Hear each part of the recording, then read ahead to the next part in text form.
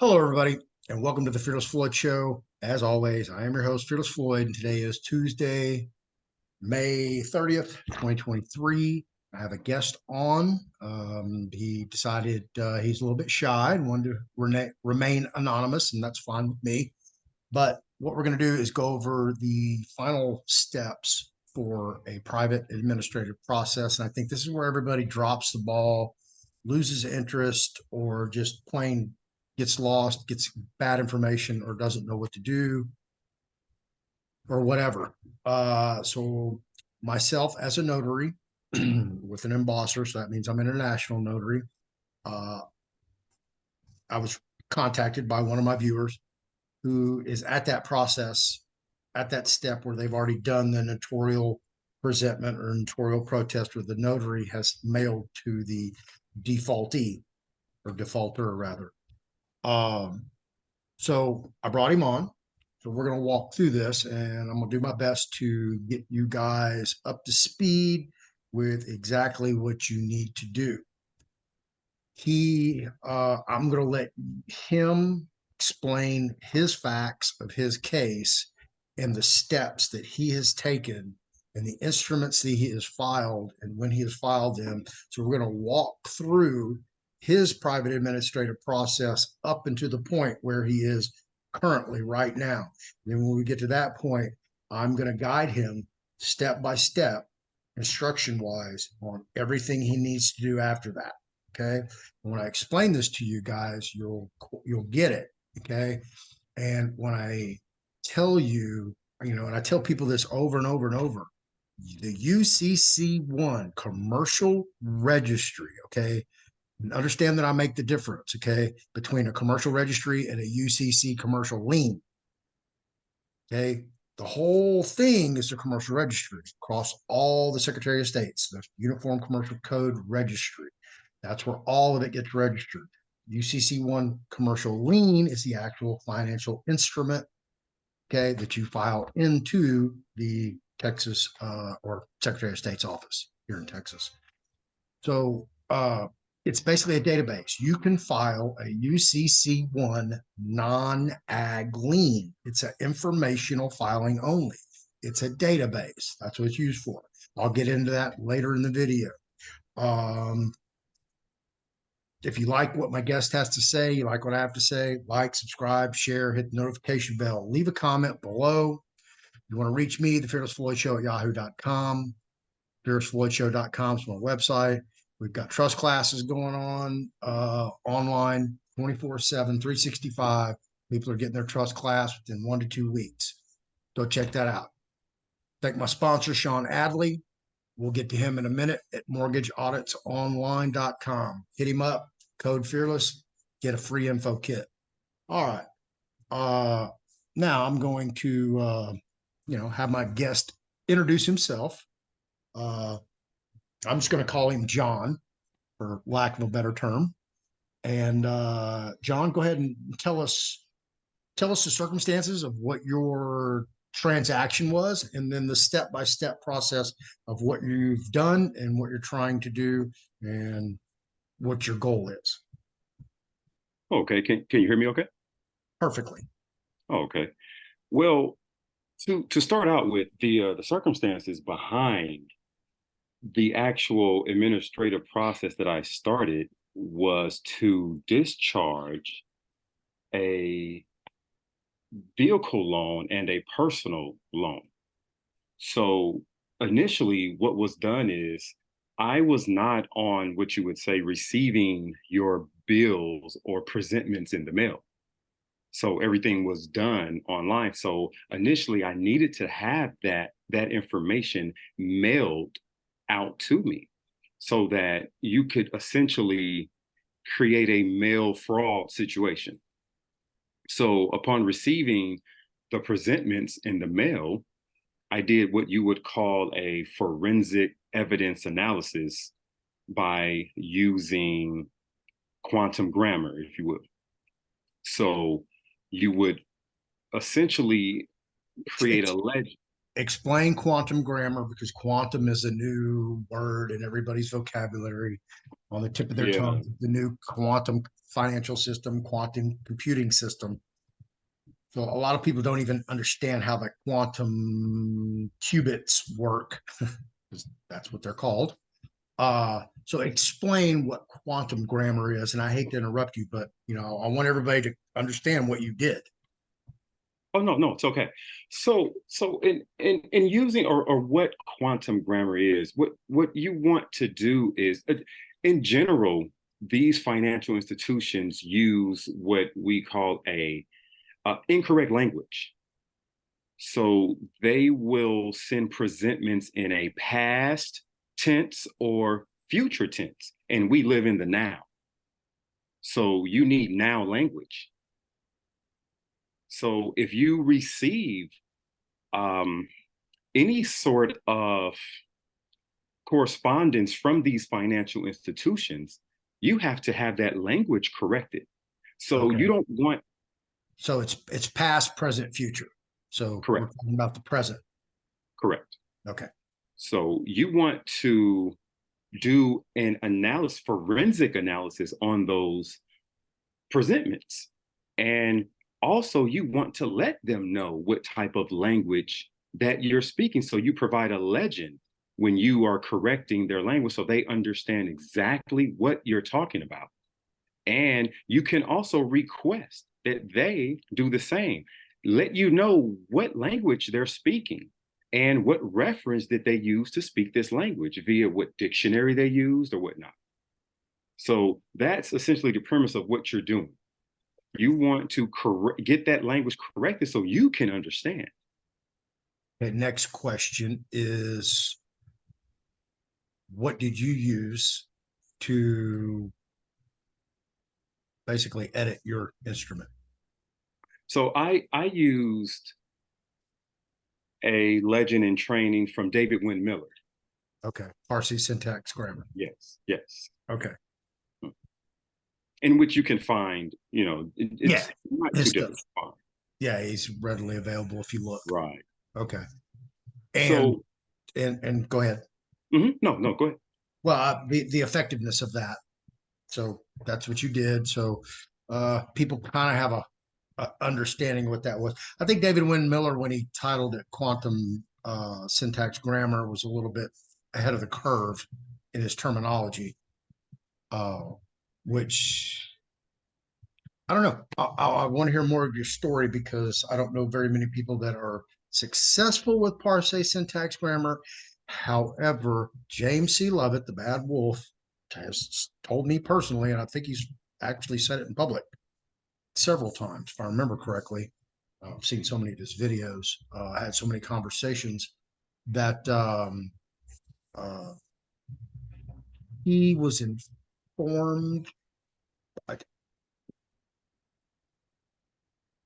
It came from a federal court judge or something like that. I can't remember exactly how he got the information, but was informed that yes, that is a thing. It is definitely a thing. I have personally myself with proof, with actual documentation proof that I have stopped attorneys dead in their tracks using parse syntax. So it is highly effective if done correctly. Right, if done correctly. Correct. Okay, how long did you study parse syntax grammar enough to grasp it to be, I guess if you're successful, I don't know. Well, for me, I can only speak on myself. So Yes, for me, absolutely. for me personally, with I'd say a minimum 4 days a week, spending about 2 hours a day for those 4 days, about a Okay. year, maybe a little over a year, Okay. just to feel comfortable enough to even actually attempt it. And that's just studying on your own. That's not using any mentors or consultations or YouTube videos or tutorials or any other additional materials. Correct. That just on my own, and feeling that confidence, because all in all, once you have the knowledge of anything, it takes confidence to put it into action. Right. So I had to, get that confidence built enough to put it into action and actually believe what I was doing. Right. Okay. Yeah. As always. Okay. I don't want to slow the flow. Okay. So you did the parse syntax grammar editing on their instrument and sent it back to them. Now I did that, but I also attached with that a notice of acceptance of credit issue and discharge of debt. And So that, did, which is similar to a conditional letter of acceptance, but this would be my first letter within the administrative process. so you pretty much just took a skeletal template of something else and rewrote it and created your own. Almost, not necessarily. I actually just created it myself. Okay. All right. And but what I did was in my research of parse syntax, what I did was in this initial letter, I placed a dollar stamp in the upper right hand corner. Hmm. I canceled out that stamp at a diagonal with my autograph, Okay. copyright, copy claim, blue thumbprint. Now, the reason for the blue thumbprint is because I'm alive. And I don't want to use a red thumbprint, which red signifies death. Because after you die, and if there's blood that comes out, it's red. Well, the blood inside of your body now is blue circulating. So I used a blue thumbprint to cancel out, basically putting my seal on that stamp, creating a contract, which that creates the consideration. Okay. So where did you learn the information regarding the color of the thumbprints or fingerprints? Well, I am a retired postal employee, and during my time at the post office, I decided to make sure I understood the full Title 18 law book, Oh, and which gives you a lot of your postal information, your UPU, your Universal Postal Union information. So I read all of those over the past 6 or 7 years or so, and I feel like I have a good grasp upon what the functions of the UPU is, and I dug deep and understood their power. And essentially, with putting a stamp on the upper right hand corner and canceling that out, you are creating a banking document, which the court system, which is docked on this land, does not have jurisdiction over. okay. So that's kind of the background where that information came from. All right. So when you frank the stamp with your autograph, Oh, yes, franking. Yes. yes. Yeah. Yeah. I've read a Yeah. little too much. Most people don't know that came from Benjamin Franklin, Yes, who yes, created the postal system. Yes. Um, okay. So what type of ink, what color ink do you blue use? ink. Blue Blue? ink. Okay. Yeah. Now, I'm sorry. Go ahead. I was going to ask because I was trained very well by a man named, I'll just call him Jerome. Uh, Hmm. some people will know who I'm talking about, some people won't. He likes to stay under the radar. He trained me very well, and Jerome, thank you very much, man, for everything you gave me in like 24 hours. He just packed me with great information. So when I do any one of my instruments, um, it's always on 32-pound paper when I'm sending it to an official. Okay. It's always laser printed, never inkjet. Okay. And I tell people this because, I spent so much time in prison. I've been around some of the best forgers, counterfeiters you can shake a stick at. So I know, I I had conversations, and believe me, my conversations weren't with the idiots and the morons. It was with the smartest people I could find. So otherwise, I'm Absolutely. not talking to anyone. So of course, I always have my embossed foil seals at the top.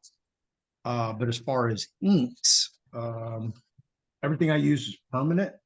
I try to use archival inks like this for this pen. This is blue. It's a 0.05.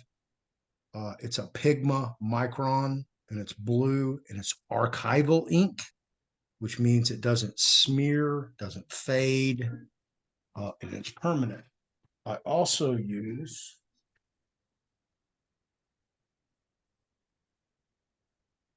archival ink pads. You know, if you see these, you can get these on Amazon. They're made by Ranger, but you can see this virtual background sucks. Anyway, I have two different sizes. I have the big blue one that we use for the blue footprints on the birth certificates that we create. Now that's an interesting point because that's exactly what I use. That's important. That's a very important point because it means a lot. Absolutely. And while we're on the subject, uh, I also do a few other little things that you guys should start incorporating. I go to like freefonts.com and I look for specific odd, unique fonts and I download them and I put them in my database on my Word. So when I'm creating a document, I always throw in some odd ass font that you can't find anywhere else except in that place. So that way, when you're doing a document, it can't be counterfeit because unless they have that original that has that unique font or whatever you use as a unique color combination. You didn't use a standard red. You went and made something in the color wheel and used that in here. There's tons of different ways to make all your instruments just bulletproof, uncounterfeitable, especially when you're dealing with wills. Okay, so when you guys are dealing with wills and all that, you want to make sure that you know what you're doing when you put that instrument together, because I cannot tell you how many family disputes I have personally been approached with behind somebody dying in the family, and now they all want to fight over the estate, and it gets ugly, it gets corrupt, and it gets criminal very quick. And I've seen anything and everything. Believe me, I've seen forged notaries. I've seen forgery notaries in on the whole deal. Um, people forging other people's names to get clear title to doc. I've seen everything. So yeah, make sure you guys do that. All right, we're gonna continue on. So that's a little tidbit for your instruments. Oh yeah, no, that is a nugget, a great nugget. Oh, let me add this. Do you use micro pinning? You know what? I did not do it on. I I wanted to try it for the first time, but I didn't do it on using this process. Okay, here, let me I'll pop this up real quick. That's micro printing Yeah. right there. So let's see what it looks like. That's what it says. And see that is so relevant because you see now with the times that we're in and the amount of people that are going through these processes and they are smearing documents without prejudice UCC 1-308, which is fine, but it's just being a little loud Yeah. in certain circumstances. Yeah. Sometimes you want to be incognito. Right. Exactly. Yeah. So that's about as incognito as you can get. Right. Unless you know about it, you don't know about it. All right. Right. We'll continue from where you're at. Well, we were talking about the notice of acceptance of credit issued and discharge of debt. Now, the reason for the name of this initial document is because that's exactly what happened. There was a presentment that was accepted. You want that credit issued to have a discharge of debt, settling the commercial situation. Right. So that was the reason for the name. And now this particular initial letter is just stating some basic brief facts and giving the financial institution a number of days that you see fit to provide a federal, state, local law, statute, or code that shows why they're unable to apply the credit since you've accepted it. So that would be your first letter within that process. Now, if you do not receive a response, and this is all done via registered mail for your initial letter, and you can do certified mail, green return receipt thereafter. Now, upon not, Do you have a firm mailing book? I'm sorry? You have a firm mailing book, or do you even know what that is? No, I don't know what that Aha. Well, I told you today was your lucky day. is. Thought I was kidding. When we get off the video, go look up a PS form 3877. But you can print out that page, or you can go to a post office and try to find one of these books. They're very rare now. They quit publishing them. Surprised you don't know what this is from working at the post office. 3877. Yeah. Is that a mailing form? It's called Firm Mailing Book for Accountable Mail. I'm sorry. I do know what that is. Yeah, I figured you did.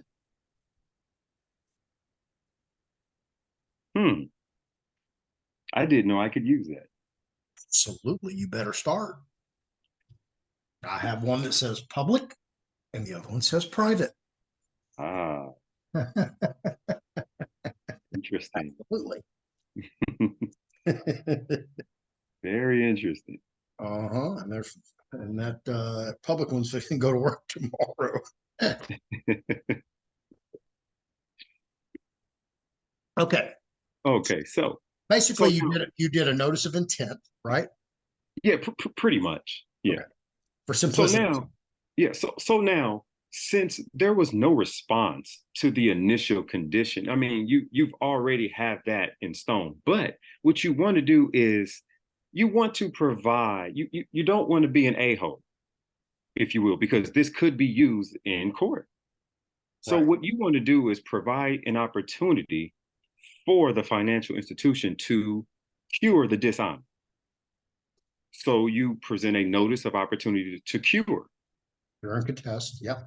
Yeah. So that would be your second notice. And upon sending that notice, you reference what you've done, what you have not received, because you can only speak on yourself.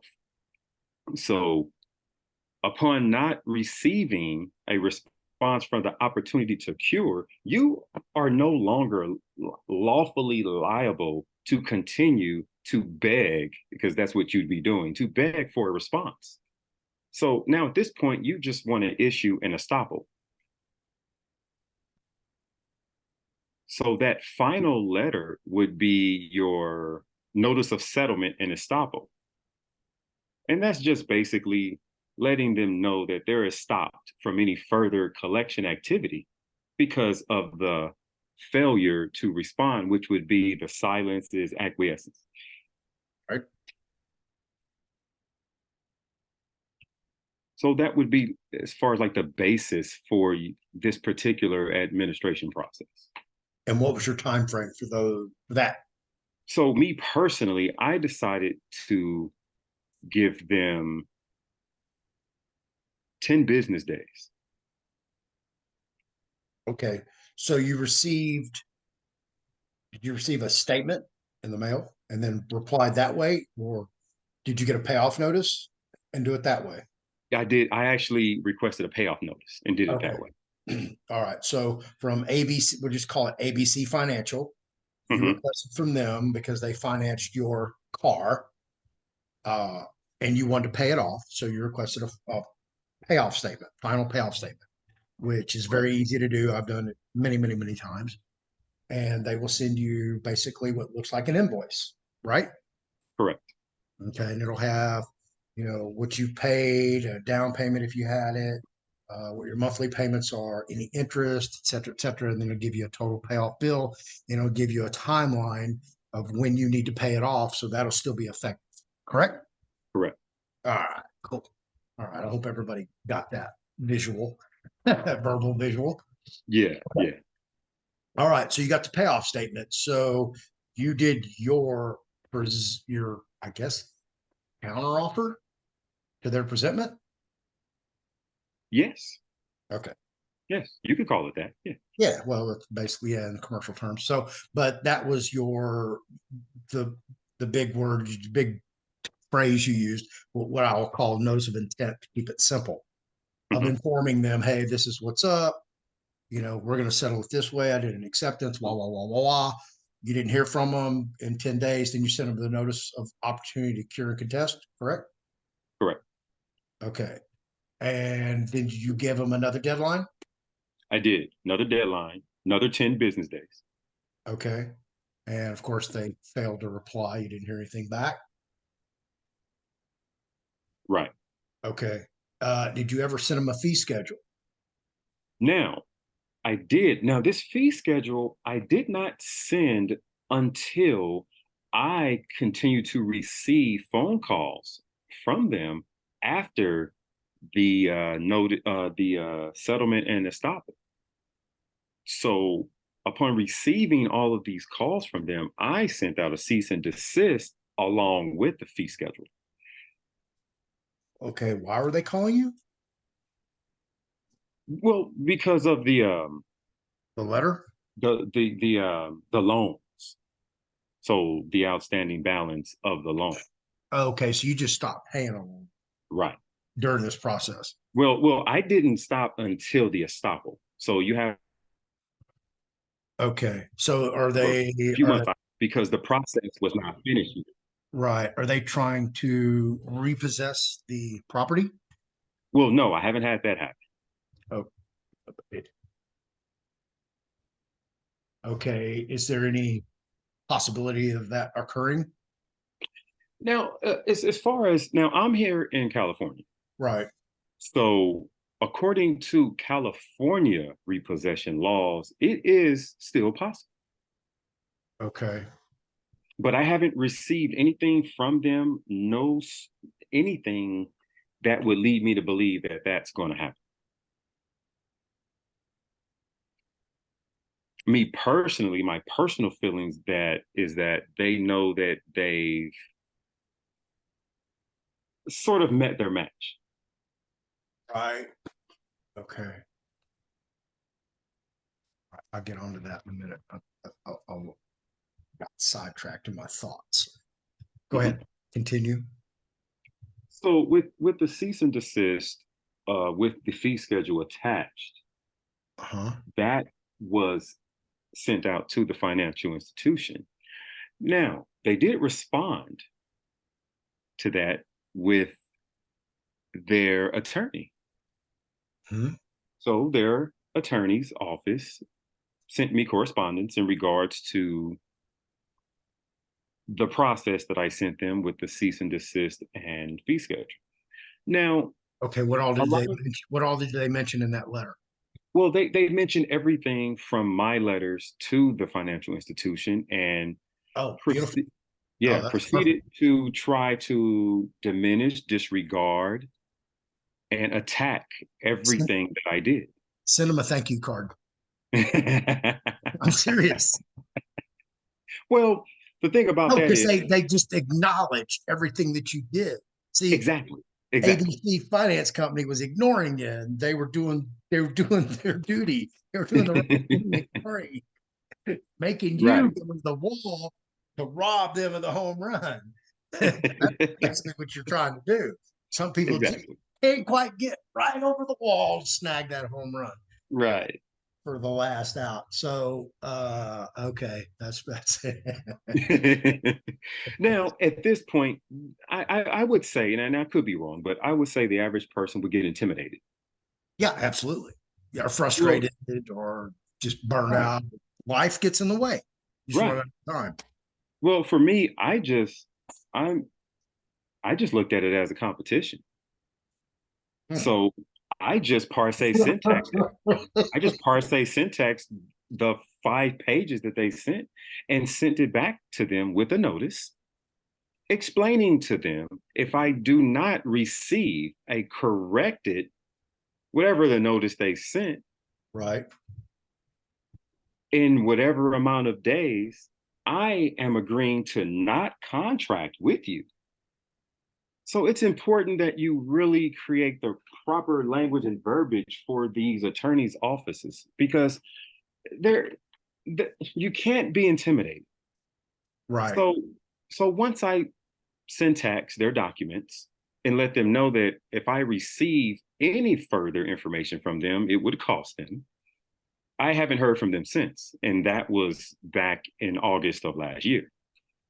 Right. Send them a thank you card and ask them for a nine. Right.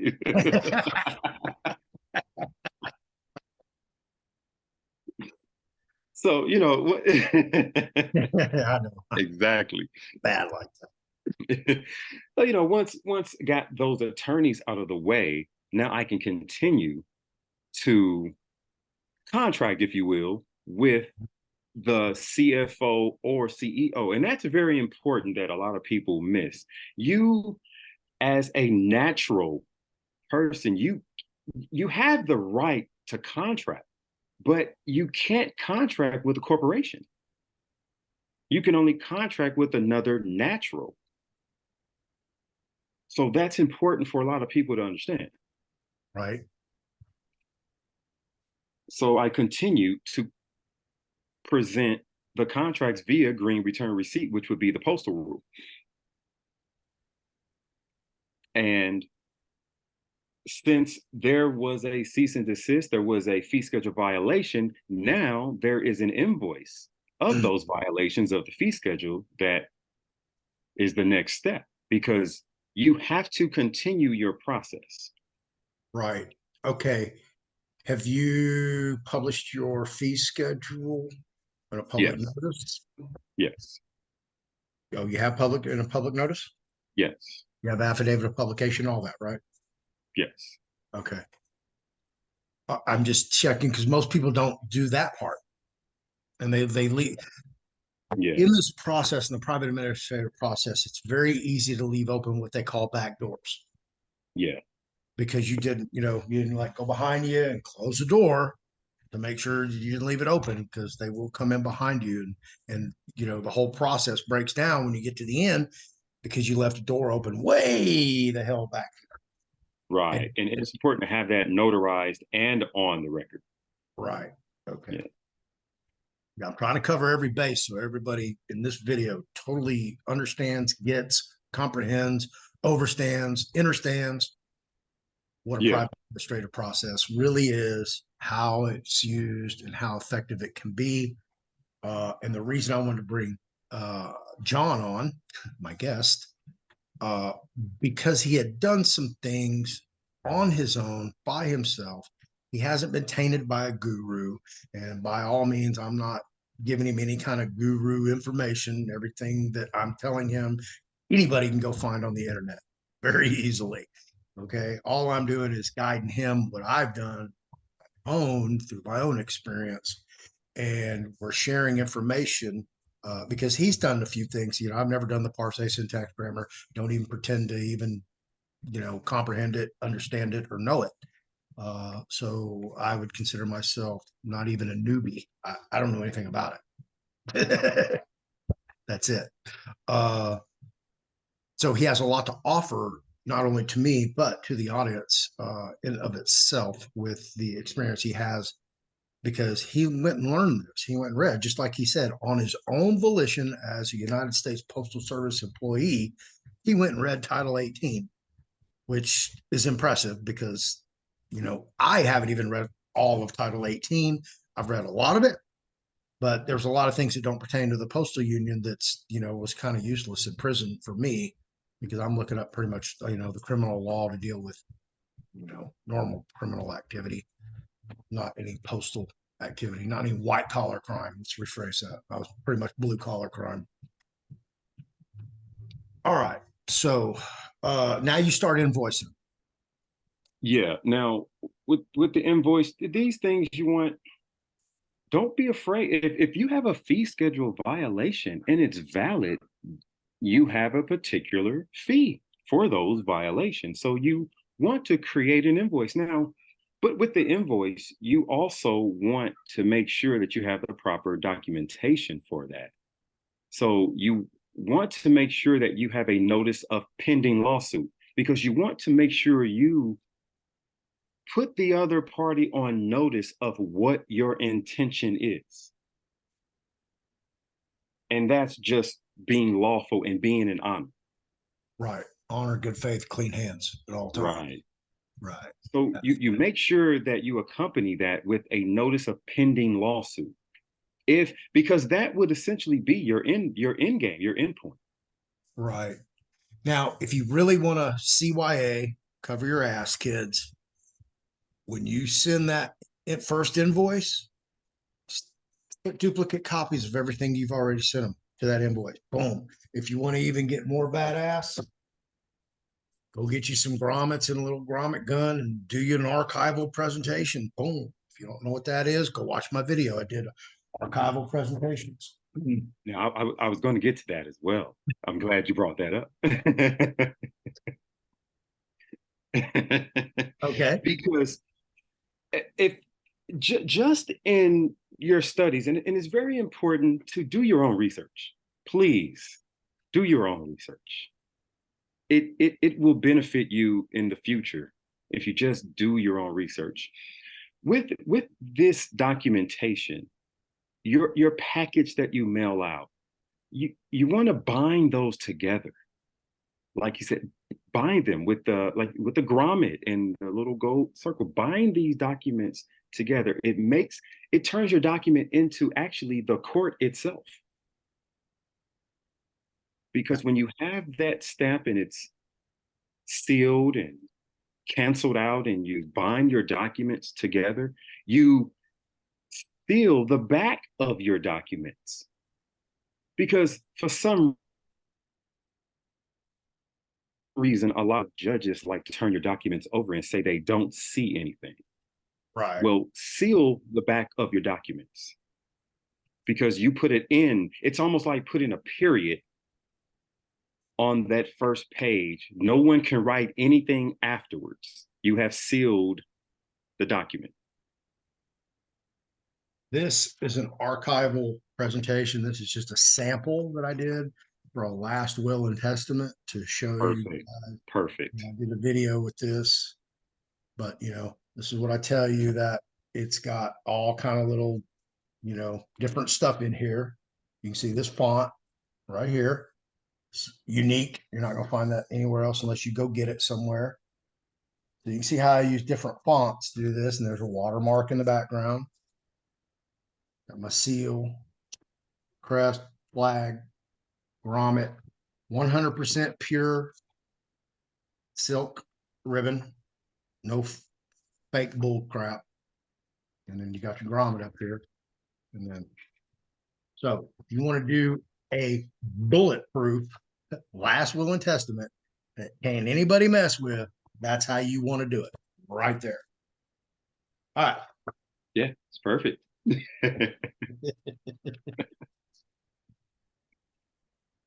I told you I was very well taught. So Jerome, I got to give kudos. I got to give card for card to do. All right. So now you start invoicing them. Yes. And invoicing, and now using my notary to my advantage, and having the notary mail out a certificate of dishonor and non-response. Okay. And this is just to, again, try to bulletproof and CYA as much as possible. So you invoiced them 30 days, 3 times for 90 days total? 90 days. Okay. So far you're at like what, 4 months? Probably 4.5 months? No, I am, let's see. Well, no, up to that period right there. Yeah, up to the period, about 4 or 5 months. Yeah, okay. Yeah. I'm following the timeline so people have an idea of how long this takes. Oh, yeah, this is a process. Boom. Now I'm going to give every single one of y'all a secret. All right, y'all ready? Okay. Let me pull one out.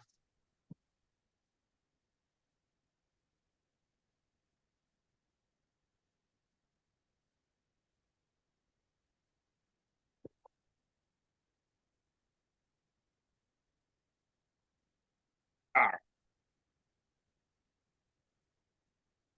Here's my checks. All right. Let me turn off my background again.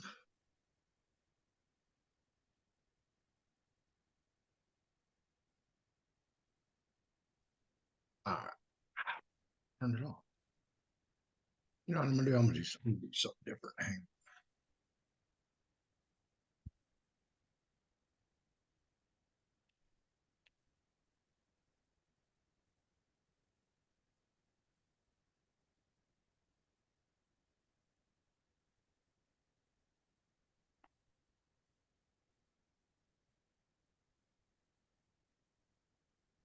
on. All right. This will be a whole lot easier.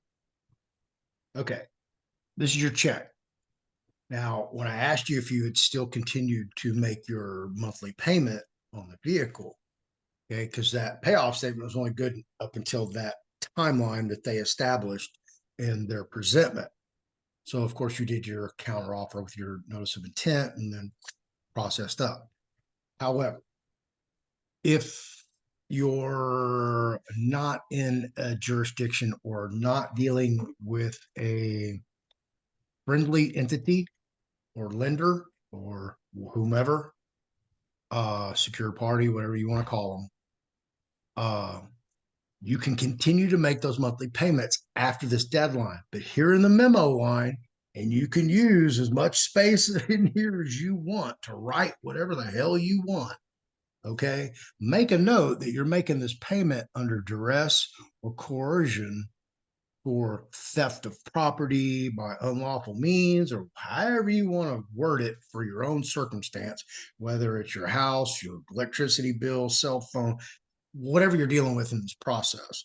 So don't think for a minute that, you can't, not make your payments. Because if you try to do this process, as you see, 4.5 months later, you're going to be in the dark in your house. No, nothing, no Wi-Fi or anything.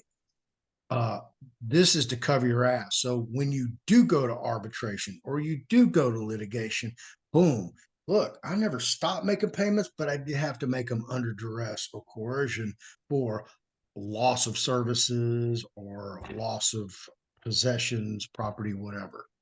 So that's how you cover your ass whilst doing this process and still recover and keep your property or whatever it is, your services, while you're continuing to do this process till you can get to the final piece of the puzzle, whatever that looks like for you and your goals. Correct. And just a side note, they can also use that for what is it, 15 USC 1635, right of rescission. So if you're in the process of trying to rescind a signature for a contract, you can still use that for that same process.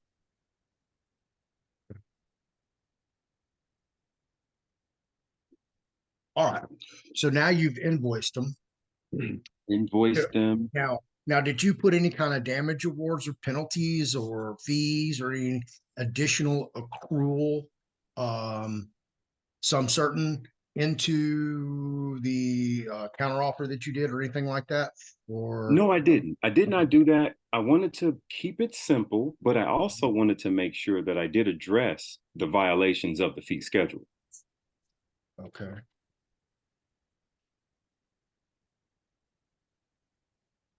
Taking care of some other stuff while I'm doing this. You know me, I'm always multitasking. Right, right.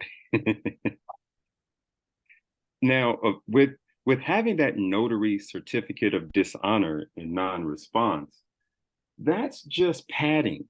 It's important Okay. padding. Okay. Yes, it is. But let's explain what that looks like to people, because this is where a lot of people have a disconnect with exactly what transpired, what that looks like, what those instruments are, and how that process is effectuated.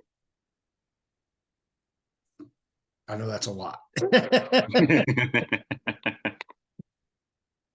But basically, what he is doing is he's taking all the instrumentation documentation that we have just discussed, takes it to a notary. The notary looks at it to verify that everything is authentic, genuine of what he's trying to accomplish.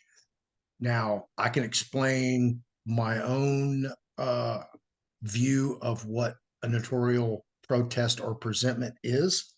And he can explain, John can explain how he did it his way. I'll just explain it my way because I'm going to finish this out because he's going to hear the final process from me. So I'll just give you from this point on exactly what I have done or what I would do. So if I have to pause and think for a minute, because I'm trying to get it in the correct order of how it goes. So basically at this point, what I did was take all that instrumentation, everything that I had, all the materials, make copies. I don't know if you contacted, sometimes some of these companies will have a risk management office. So you may want to contact them or their legal department. Like John he already got that. Actually, that was a blessing for him getting a notice from a law office because that acknowledged that everything he had sent them that they had received. So thank you. Appreciate it. Nice doing business with you. Y'all should have like done something else besides sending an attorney. Right, exactly. Yeah. So what I did, and this is what I would do if I were everybody. Okay. I always make an itemized list of every instrument that I have in a package. Then right beside it, I'll put a little line, and underneath it, it'll say notary's initials. Okay. So everything that's going in that package, okay, I want it listed. I want that notary to initial it, that she actually saw that document. She has it. She put it in the envelope. She sealed it in the envelope. So she's initialing everything that's going in that document. Notice of intent, notice opportunity to cure and contest, invoice 1, invoice 2, invoice 3, notice of default, et cetera, whatever that looks like. Okay. Even the original payoff statement can go in there as well. And as John said, bind all those together. So you take them to a notary. She's going to go to that checklist, check all of them off, initial it, and she's going to sign it and date it. Okay. And attesting that she took all these instruments, put them in the envelope, sealed it, boom, and gave it to the U.S. Postal Carrier. So your, okay, your participation in that process ended when you just handed her all the information. She took over from there as a public official and stating, this is what's in the envelope, and I sent it. And I'm attesting to that. So if y'all want to rebut that or counter that, knock yourself out. Because, now you have a witness, a notary, a public official, that if you go to arbitration, they really can't rebut that. Okay. Because she's attesting, yes, I sent it. I gave it to a U.S. Postal Carrier. And that's according to the mailbox rule. That's a wrap. They are served as soon as she handed it to him or he, whoever the notary would be. Now, when they do that, in the notary's presentment or protest or notary default, okay, and this is worded in many different ways, just like John told you at the very beginning when he did his notice of intent, he gave it this big, nice, long, juicy name that, it's kind of hard to remember, but for him, it explains everything that he wanted to say in his title. And a lot of people do that. Sometimes we get a little bit overzealous in what we title. John, everything he knows, he learned on his own. So we got to give him accolades for that. But basically, you want to keep it simple, give it a title at the top, and then what it is underneath that. So a notice of intent, and then lay it all out underneath that. That way you can easily describe it in your instrument's notice of intent. So yeah, I know exactly what that one was consistent with all this other stuff underneath. Okay. So when I write documents, not only am I writing for the court for these other parties, I write it like I'm writing to a 5-year-old. You have to break it down that simple sometimes. I know it's difficult. and it's hard to do, especially when you start writing in this whole other language. It's tough to dumb yourself down to look at it from their point of view, because you have to understand that when you start putting this stuff in front of people for them, you want them to read this. This is what they do all day, is read paperwork. And after a while, you get tired of reading paperwork and you just don't want to read it anymore. You start skimming through it.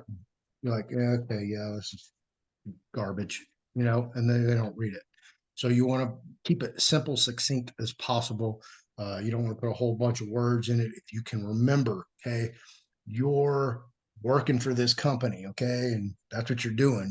You're trying to protect that company. So try to set yourself outside of what you're doing and leave your passion out of it, because a lot of people get passionate. They get butthurt about a lot of things, and that when your passion starts getting in there, it gets in the way. It starts making you think about it. That's when you start getting fearful, doubtful, instead of just not listening to that and marching full speed ahead.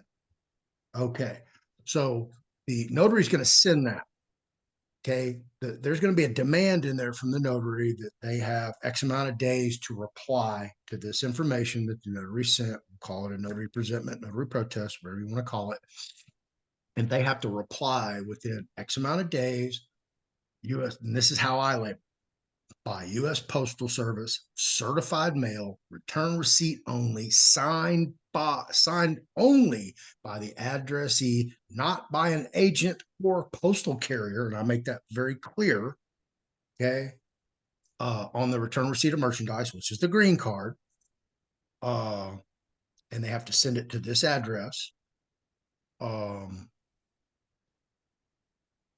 I give them, a demand. So they will have that from the notary. So if the notary doesn't receive it by then, the notary can write up their own affidavit for you, okay, stating that they defaulted, they did not reply. Boom, that's a wrap. So where do you go from there? So is that where you're at currently right now, John? Well, no, I actually, since I felt as though I did everything in my control, Mm-hmm. and I felt that I should be discharged from this commercial agreement, I decided that I wanted my pink slip for the vehicle, and I wanted a judgment from court that states that I owe them nothing. So I decided, as I thought and I weighed the situation, I decided to file a small claims Okay. and to basically, essentially, yeah, I can. The maximum in my state for small claims is 10,000, which the monetary amount really, it wasn't what I was interested in. I'm interested in the ownership and the discharge of the debt and the Right. ownership of the property. So Okay. Um, that's really I stating that I owe nothing. right. Okay. So explain where, because we left off with you after the third invoice and that you were going to do the notarial protest presentment mailing out. So explain to them what that looks like with your process. Well, it was essentially everything that you said. It was an Okay. itemized list of all of the documents that were sent. Okay. Had the notary create a package. Mhm. I mean, almost word for word Okay. what you said. Had them create a package, sent that Awesome. out, got those green return receipts, and also had a second notice of dishonor created for just for me and for my peace of mind and for court purposes. So I just had a second one, just had the notary notarize, just almost creating an affidavit, if you will, Yeah. with those factual statements. Okay. And then I decided to go ahead and proceed with a small claims case. Now, can't say that I had any expectations. This was just something that I thought about doing and weighed my options if I should or not. and I went ahead with it because I felt like it couldn't hurt me one way or the other. Whether I won or I lost, it really wasn't going to affect Okay. the process that I did. Okay. This So was go ahead. yeah, this was just for me to go in. I've never done it before. Never, Uh, the first time ever filing a small claim suit. So I felt like I wanted that practice. I wanted that experience. I wanted to just dive in and go with it because I felt like I did everything else correctly. Absolutely. And as you should. So yeah. Yeah, Thank you for so reaching out and let me walk you through this. yeah, so I Okay. went through the process. All right. So you got your second, whatever you want to call it, default, I guess, by the notary. Where are you at from there to here today? So Present. from there to here, I've already had the small claims process, Okay. went through that, Uh, and recently found out that I actually lost a small claims case. uh, okay. Explain that. Exactly. That was my face. Exactly. So what I feel like the judge in this particular small claims case was very nice guy. But what I feel is though he did not understand contract law. And that wasn't for me to educate him on because the small claims process is a very quick process. Yeah. Yeah. I've been through it. Yeah. But what I did was I got acknowledgement on my bonded evidence. He knew exactly what I was doing. He acknowledged it. He understood my administrative process. And he essentially just disregarded the non responses, the notary certifications, the everything, and just went with a judgment that the financial institution was not liable to capitulate to my contract. Huh. Okay. which which I understand what you're saying, but according to contract law, that was a false statement. Right. Yeah. I'll tell you what they did to me. I was so shocked and blindsided. It stunned me. And I was in a daze. Uh, I took an ex-girlfriend who kept a whole bunch of property of mine to small claims court, and she didn't show up for court. So she's not even there. They do docket call. I'm there, and they get to our case, and she's not there. No attorney, no nothing. I'm thinking, Wow. kick ass, man. I'm fixing to get a default judgment. I can't wait. It's 10 grand right there, plus damages. And this judge goes, well, look, you got a Rolex, you got a couple Rolexes on here, and you, this stuff looks like to be over $10,000 in value, sir. I'm like, uh, well, I'm just suing for 10,000. Well, looks like you need to take this to district court. This is out of my jurisdiction because it's over $10,000. Case Wow. dismissed. I went, what just happened? I got, I look at my roommate and I'm like, what?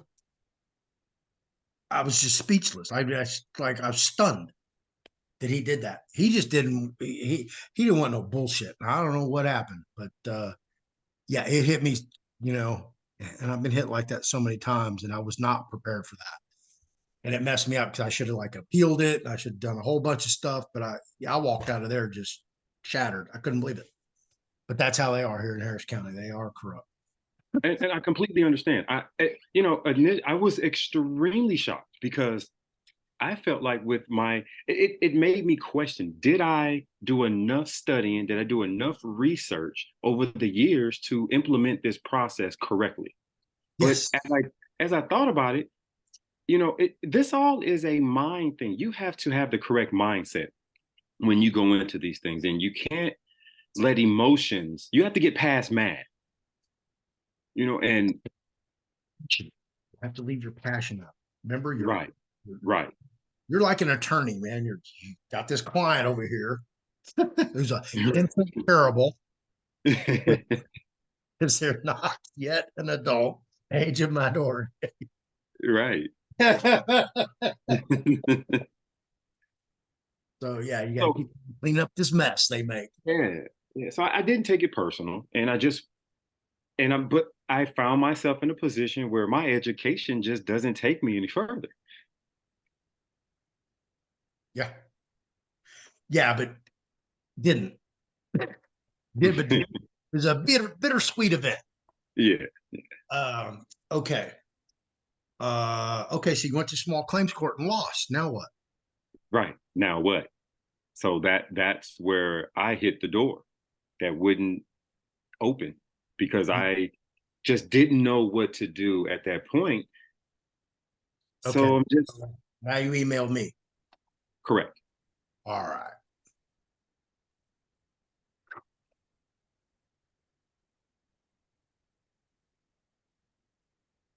which I'm grateful for, just to even have that option. Did opposing counsel show up? The opposing party at court? Yes, they did.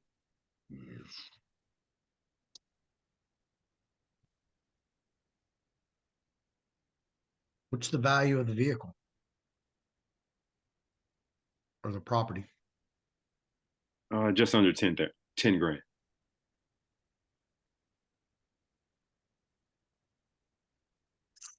Hmm. Yeah, I wish you wouldn't have taken it to small claims. And that's what I thought about afterwards. I probably should have waited for their next move. Well, you didn't finalize the private administrative process. That's the problem.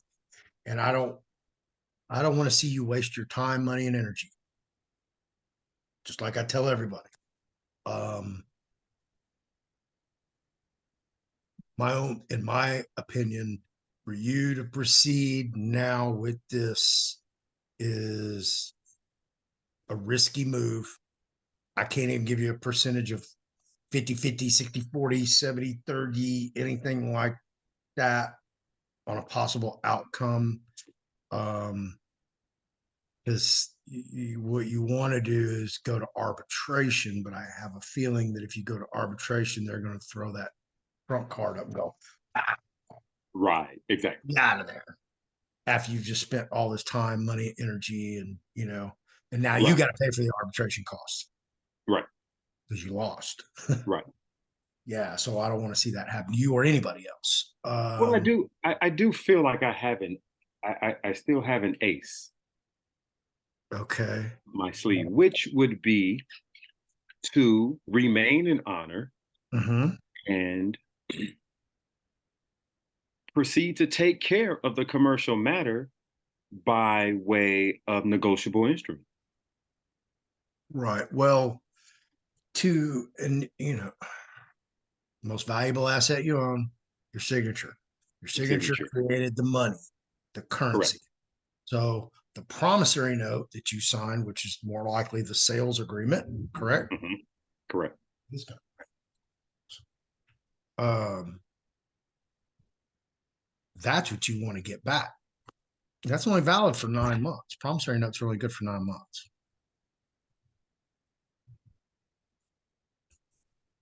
Okay. Thank you, Anne LaFleur. I love her, by the way. She's Yeah, great. yeah, she's been ill. So everybody out there in viewer land, that's where Anne has been. She's finally getting up and moving around. So if you've been missing her or trying to get a hold of her, that's what's going on with Anne. So I would give her another week before she's up probably full steam because she needs to catch up. And, I'm sure she's got 10,000 emails and everything else to deal with. All right. So you did the notorial protest. You did it 2 times. You did a public notice. You published it as this in the paper. The Notorial? Well, your notice of default that they're defaulted. No. Well, see, you missed a step right there. All right. Once you do that final notorial protest, okay, you can have the notary do it for you or you can do it. but you want to contact your, and this is what I was explaining to you earlier. We're, talking earlier in the day about utilizing the UCC1 non-ag lien. Okay. So this is where we're going to get into all of that, kids. So you want to publish it in the paper. You want to publish it at least three times, if not four times, at least once a week. It has to be in a paper in your jurisdiction or the other party's jurisdiction. Pick one of the two, doesn't matter. If you're in a very rural area, you may not have much of a choice for newspapers. You may have only one choice. If you're in a major metropolitan area like I am here in Houston, I go by Harris County, so I have a selection. I'm not going to tell you it's great. Houston Chronicle is the main paper here. I use the Baytown Sun, which is a small town right outside of Houston, still in Harris County. This is where you want to utilize, this is where you're trying to save money and get more bang for your buck, more bang for your information, because you're going to use the UCC1 in your state, wherever your state is. I'm just going to use Texas as a reference.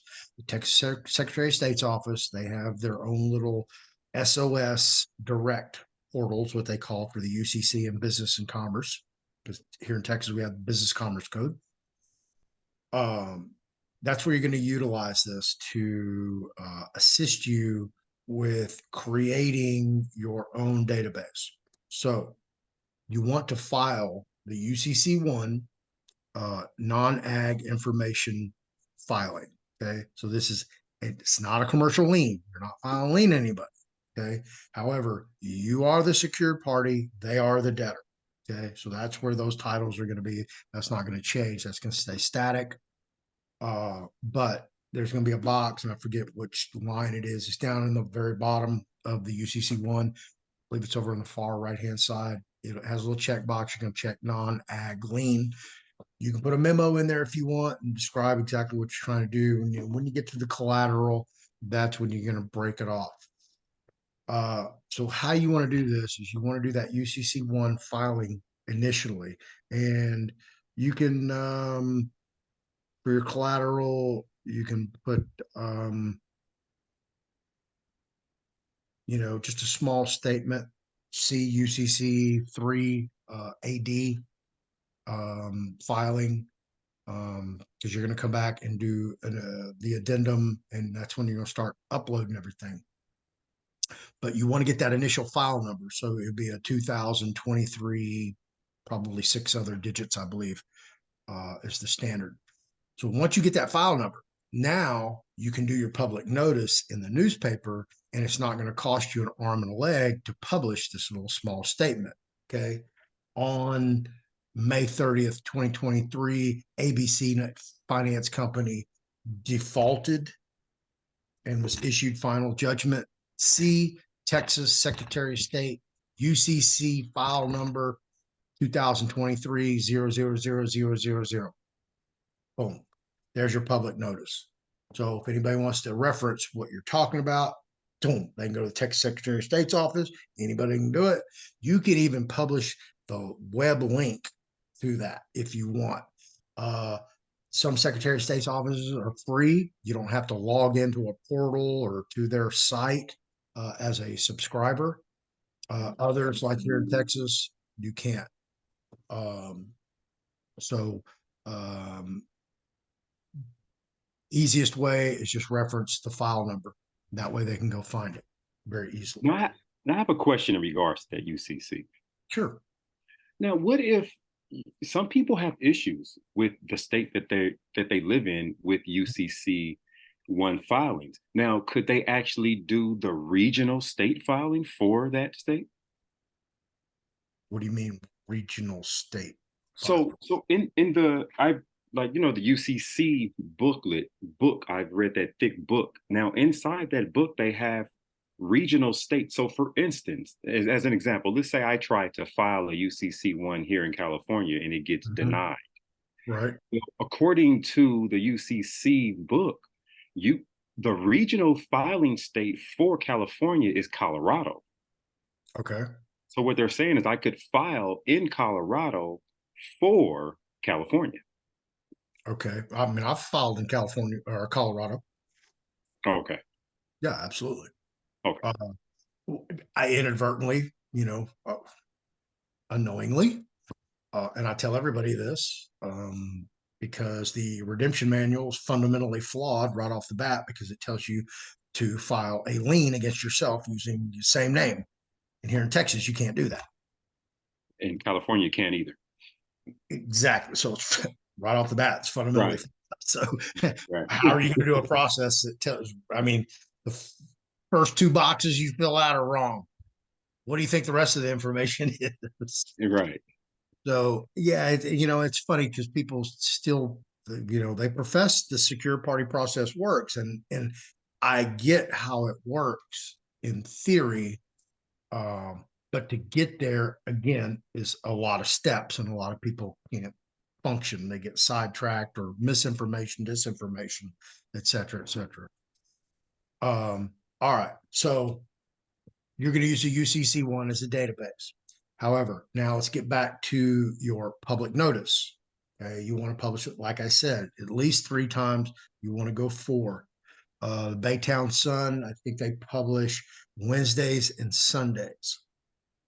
So I published, I believe, on the Sundays. Mine was a little bit more lengthier than that, but it was more affordable for me because I chose the Baytown Sun and I called around to different newspapers to find the best deal. Because when you're doing all this, man, the nickels and dimes add up. And pretty soon they're dollars. Um, when you do your publication, there's 2 things you want to ask for. You want a tear sheet, and remember this term, tear sheet. What is a tear sheet, Floyd? A tear sheet is when they take that section of the paper. So I'm just going to say the business section, and they open it to whatever page that your little display public notice on, and they go and they tear that out, fold it up, put it in an envelope with your affidavit of publication. The second thing you're going to ask for, and they're going to mail them to you. Okay, so every day that your public notice was published, they're going to send you a tear sheet. So you're going to have 3 or 4 tear sheets. And what I do is I Xerox those. So that way I have copies. I scan them as well. So that way I have digital copies. So if I need to attach them to anything, boom, here's the actual, and I have them where you can see it says Baytown Sun, tells you the date and everything at the top of the page. And then you can see everything that was, printed. Now it's 8.5 by 11 from that tear sheet. And I have an affidavit of publication stating that on such and such dates, by a notary, that this was published in their periodical. So once you get those 2 things, now you've got more ammunition. Actually, it'd be 4 or 5, depending on how many days you ran it. We'll just say you ran it for a month. So now there's 5 instruments: affidavit publication, 4 tear sheets. You can upload that on a UCC3 AD with all other instruments that we have just described and given you a step-by-step accounting of, from the initial notice of intent, or actually the payoff statement, because that's where it started. He initiated this, John did, with his inquiry to pay off this financial transaction that he entered into with ABC Finance Company. I know.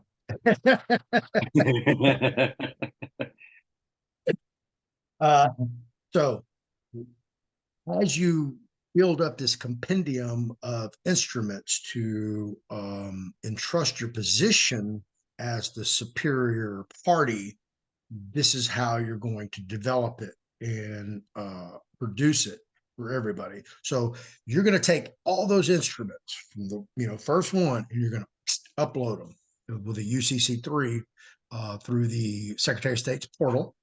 So now you have a database of everything from start to finish. You can go back into UCC3 in the collateral, and you can put an itemized list of everything you just put in there. And you can put dates. You can write whatever you want. Okay. This is your database. This is for you. You can reference. All you have to do is when you're writing a letter to somebody, instead of having to explain all this and reference it, you just say, hey, please go see Texas Secretary of State UCC file number 2023 6 zeros. And that's all they got to do is go put this number in and boom, they got the whole record right there in front of them in the commercial registry, right? Boom.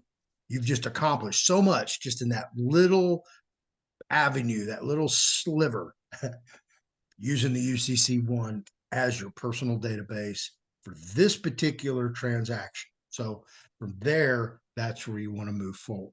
Now, once you complete all that, okay, they've been given notice, they've defaulted. Now you want to do your final judgment. You want to put that, you want to light the candle, icing on the cake, cherry on top, whipped cream, sprinkles, nuts, crushed nuts, whatever. This is the final piece of the puzzle. Now, I haven't done this. This is something I've always wanted to do. I'm just not there. Of course, I got 60,000 things going on at one time. I just don't have time to do everything. Some things get left undone. That's just how it is. But you want to do the final judgment. And this is how I would do a final judgment. I'm more than willing to help with anybody who wants to do it. But I would draft final judgment of your own writing. Go look at some, go read some on Scribd or Google Docs or Google Scholar or whatever. So kind of get an understanding of how they're put together, how they're worded, what they're trying to accomplish, and what the end goal is for that. Write it yourself. Do your own research. Don't let somebody else do this for you, okay? Because once you go through this entire process from start to finish, like John is doing, and studying on your own and getting more information from somebody like me who's done it. And then now, when he gets this information, I'm not telling him, hey, go do this. He's going to take what I've told him, he's going to go do his own research and vet it, hopefully, and come to his own beliefs and conclusions that, hey, that's a feasible process that I should try. Okay. Even though we have addressed right now that it's a risk continuing on just because he has that judgment from the small claims court. And, I just don't know. Me personally, I would either start over or pick another battle because you said you're competitive and you want to win, right? Absolutely. If your quarterback's injured, are you going to continue to leave him in there? Right. And that's another thing. You have to look at reality as well. Yeah. And you can't get back time, energy, and money. Once it's expended, it's gone. It's not yours anymore. So I don't want to see you, waste your time. I understand you'd love to get some more experience and utilize this and get it to where it does work and it's a functional process for you. It is a lot of work. It is a lot of time, and it is, I don't know how expensive it was for you, but it does add up after a while. Yes, it does. But more importantly, this could help someone. Right. It already has. It will. Believe me. A lot of people don't know half the stuff we've already discussed. So on the final judgment, this is what I would do. I draft up your judgment. I would put in a prayer. Okay. Make your prayer your own. Don't say, wherefore premises considered petitioner or whoever declarant or client praise that, blah, blah, blah, blah, blah. Man, go get something out of Quran, Bible, Proverbs, anywhere. Make that prayer your own. Hold them accountable through that prayer. I use a few that, basically tells them, you can't serve two masters.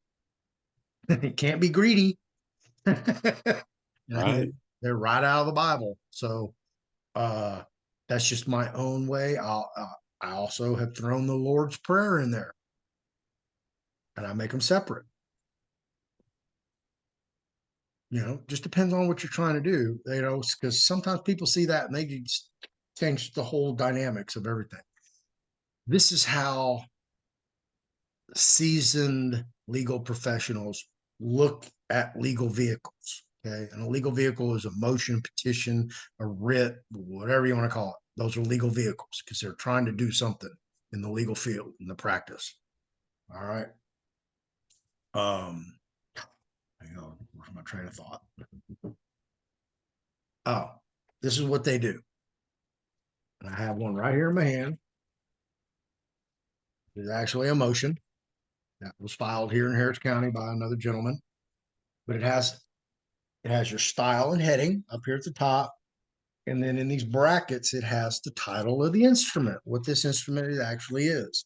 So a seasoned legal professional, the first thing they're going to do, they're not even going to look at anything else unless they're looking for jurisdiction first to find out whether it's in felony court, misdemeanor court, family court, civil court, whatever. This says motion to terminate probation blank. Okay. So when I'm looking at this, all right. Now I go straight to the prayer. Why? Because that's going to tell me what they really want, right? That's the title of the instrument. Now this is going to tell me. I don't have to go read all this case law and arguments and authorities and standards and none of that crap. I'm going to go right to the prayer and, oh, this guy wants this, he wants that, he wants this. Okay. All right. Now I don't even have to read anything else. Now, if you want to argue it, then we can go back and get to the body of the instrument. So that's how legal professionals look at legal vehicles when they come across their purview. So now you understand. They don't read these things; they just read the title. They go to the prayer. So make sure your prayer is exactly what you're trying to achieve to reach your end goals. And use something spiritual. Use it from any source you'd like, you know, but make it count, make it detailed. Don't overdo it. Don't get too wordy. Because that's when you really want to be clear about what you're trying to achieve, and you don't want to leave back doors or loopholes for them to not give you what you're trying to achieve. So the final judgment, write that up. Of course, you're going to do your prayer, certificate of service. Now, let me pull this up. Now, this is something that I did personally with my latest filing. And this is something that I think everybody should do as well, or start doing. And let me share my screen so I can pull it up for you guys. All right. Of course, I told you certificate of service. Right here, I have 3 signatures. This is for me to sign. So there's notary 1 witness, notary 2 witness, notary 3 witness, and of course you can see my micro printing under there by my byline.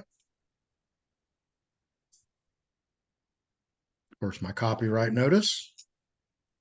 Everything has a number, 3 of 4. So if you've got 250 pages and you throw them up in the air, somebody drops them, they can put it back together. So make sure when you submit documents to these people, that you use that format, page 3 of 4. Don't do page 4. Don't do that. Tell them where they, like I said, you're talking to 5-year-olds. Make sure it's real clear. All right. So this is the jurat. You can word this any way you want. I just actually copied and pasted this from another document, and it was just worded this way. I left it that because I was in a hurry. So notary 1 signature. So I took this to my main notary, who has the embossed seal, and she uses gold foil embossed seals. And let me stop share so y'all can let me kill my background. think I have the scan somewhere. All right. Of course, you can see her seal right here, the gold foil seal, like mine. Then she signed it over here, and I took it to the person. And I signed it on the other page. I think this is just a dummy. Yeah, that's the actual sign. These are dummies. But anyway, so I signed it in front of the notary first time. And then I went to the next notary. She didn't have an embossed stamp, but she had this round red one, which is fine with me. Stamped it. Then I went to the third one, which is my UPS store, and they have a rectangle stamp. So this is international, kids. So that's why I wanted to use this one on this one. So if you can try to find you 3 notaries with 3 embossed seals, so you can get those. So as you see, she put hers right here. Then the second one put theirs there. There's the third one, page 404. That's a wrap. So you're doing it in 3s, right? Remember they tell us do everything in 3s. Now, is this effective? Has anybody done this? I have no idea. This is just a theory that somebody shared with me that they did. And I was like, oh, hey, well, you know what? That sounds like a pretty good idea. Let's start putting that into the process and make it effective. See what type of authority and power it really has.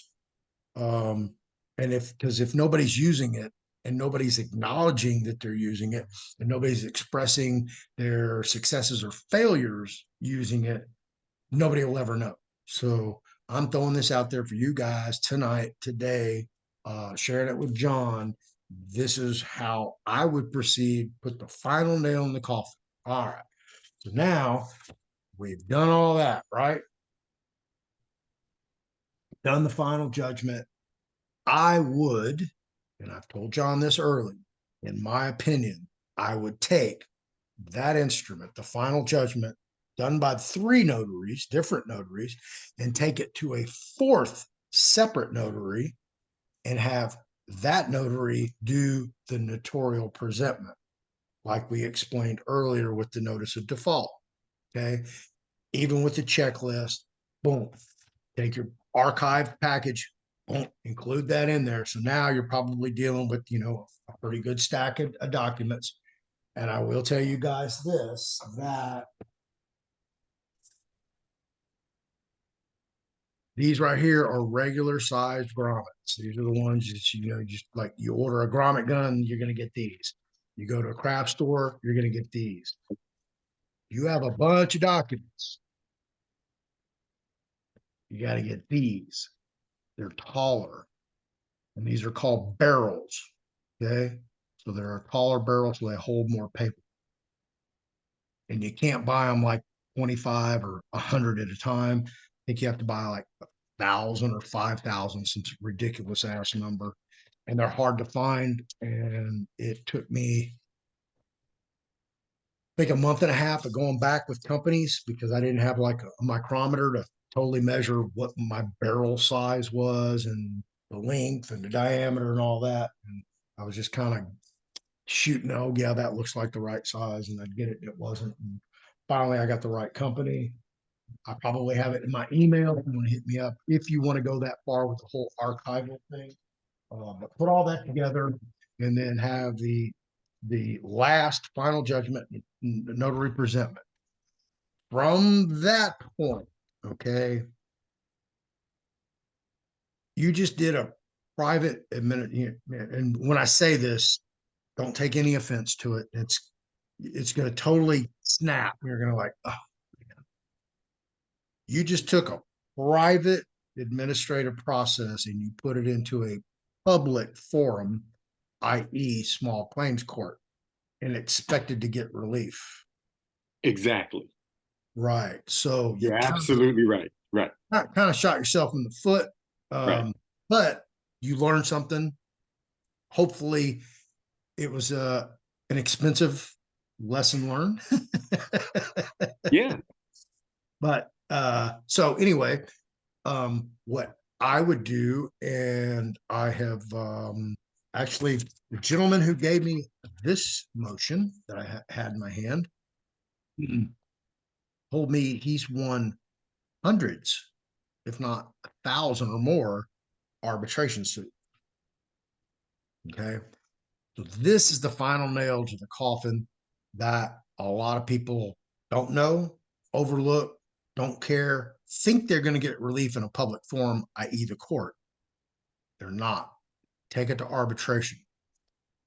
When you put in your notice, your initial notice of intent, okay, that you're going to eventually take it to arbitration, in that first original Mm-hmm. notice, Mm-hmm. that's going to light them up because they have to pay for the arbitration. Go study arbitration. Go look it up. Okay. You can even take arbitration all the way to The Hague in the Netherlands. The International Court of Justice has an arbitration division. Absolutely. That's where you're going to get some traction with this. However, before you go to arbitration, make sure your I's are dotted, your T's crossed, your grammar's correct, punctuation's correct, spelling's correct. You have everything in order. The best way to do that is, I tell everybody this: when you start this private administrative process, start a log. Your log is going to be everything that you've done or you're doing or have completed or mailed them or spoke to them on the phone or you emailed some type of correspondence, and you start compiling this document.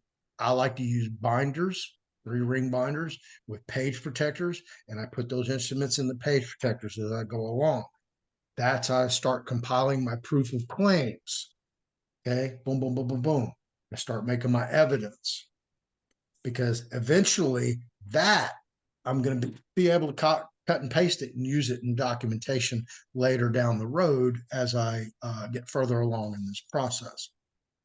But once they see that arbitration clause in there, okay, and y'all guys go start studying. If you're going to do this process, if you're going to, do any type of private administrative process, legal tender process, coupon process, remittance process, anything like that, this is something you should study: arbitration, because that's where you're going to get private relief.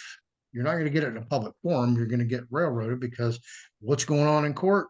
A 3-ring circus. Everybody is playing the court jester. You get in there, and whoever is the best convincer to the trier of fact, most believable, is going to win. Doesn't matter what the facts are. Doesn't matter what the evidence is. Doesn't matter how cute you are, how pretty you are, or how well you speak. Prior fact is going to determine it, who they believe. Absolutely. That's why you see these district attorneys get in there and they vouch for the credibility of the witnesses on the sly, which is unconstitutional, uh, to validate their claims.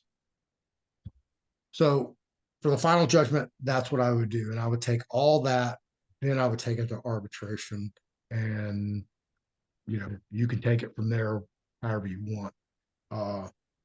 More likely than not, because of the cost to arbitrate a dispute, um, generally is going to cost more. It's kind of the thing, hey, you want to sue me? It's going to cost you more in lawyer fees than just pay me $350 for that little ding you put in my car door at the grocery store. Right? So that's how they look at it. Well, it's going to cost us, bang, a minimum $5,000 arbitration, and it's just a $2,500 deal. Here, let's write that off. And that's what they'll do. And it's like, sweep you under the rug, take care of it, get them out of the way. So once you put that arbitration clause in there, that, because they really don't know what your intents are, they don't know what you're going to do.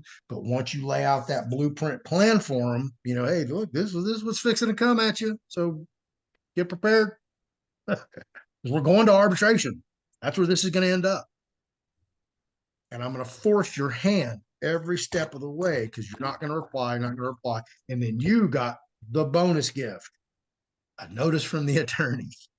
Yes, we've got everything you've sent us. Stop. Right? And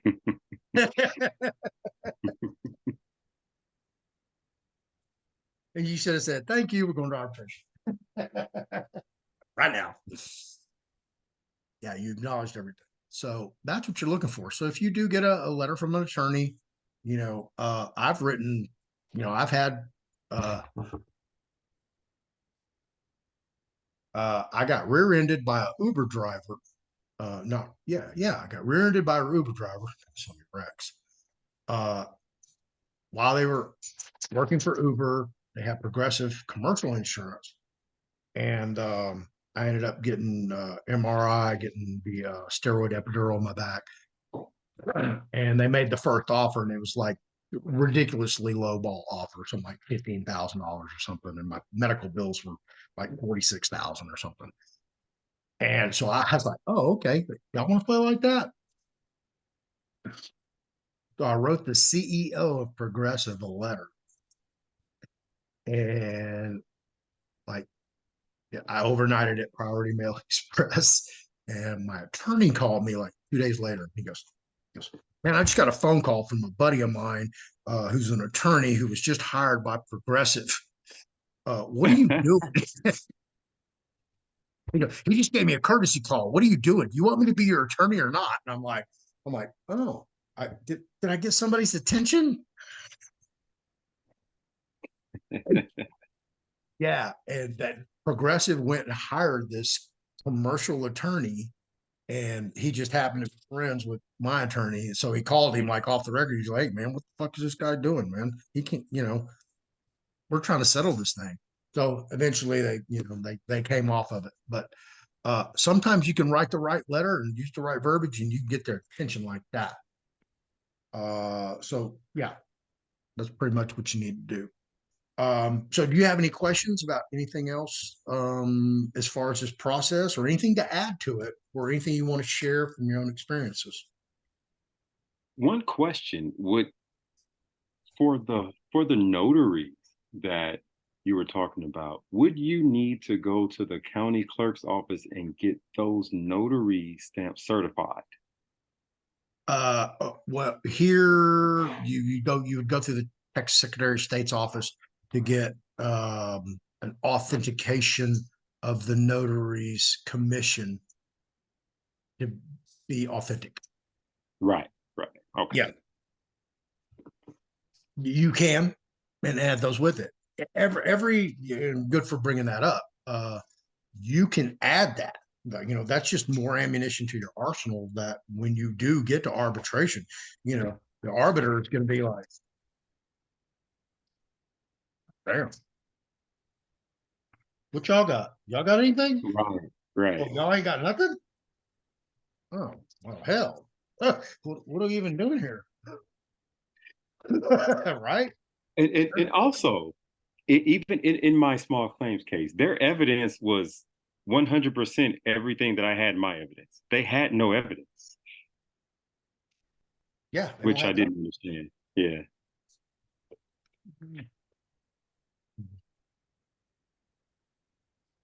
Oh, Mhm.